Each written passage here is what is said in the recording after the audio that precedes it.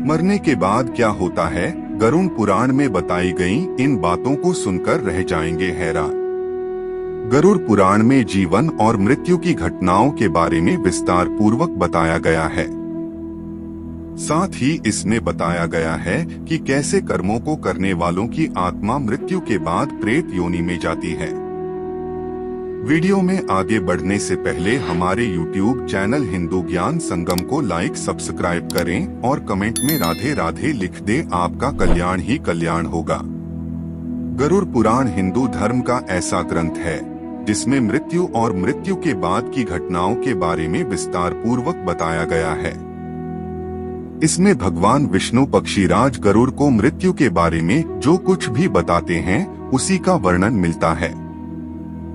गरुड़ पुराण ऐसा ग्रंथ है जिसमें जन्म, मृत्यु, पुनर्जन्म, कर्म, आत्मा, पाप पुण्य, नीति नियम, धर्म और ज्ञान से संबंधित बातें बताया गया है।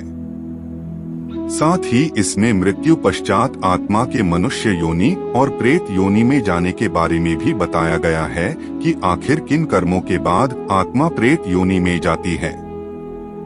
प्रेत योनि क्या है? गरुड़ पुराण में उल्लेख मिलता है, मृत्यु के बाद आत्मा जब शरीर का त्याग कर देती है तो इसके बाद भी उसमें भूख, प्यास, क्रोध, द्वेष और वासना आदि का भाव रहता है।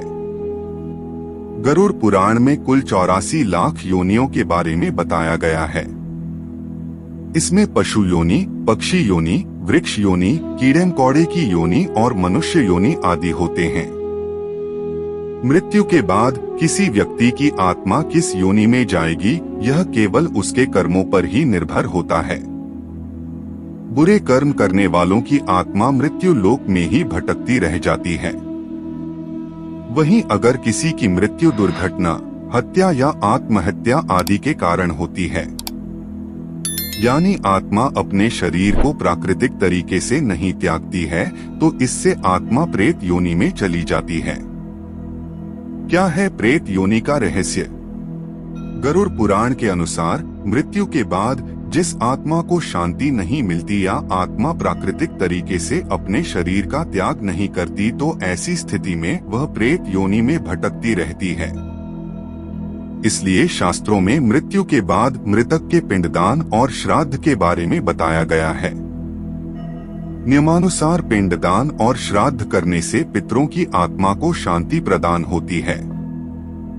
लेकिन कुछ ऐसी भी आत्माएं होती हैं जो अधूरे कर्मों या बुरे कर्मों के कारण शांत नहीं होती और मृत्यु लोक में भटकती रहती है। ऐसी प्रेत आत्माएं अन्य लोगों को किसी न किसी रूप में परेशान करती हैं। इसे हम आम बोलचाल में भूत, पिशाच या राक्षस आदि का नाम दे देते हैं। आज के लिए बस इतना ही, मिलते हैं न्यू वीडियो पर। जय हिंद, जय भारत।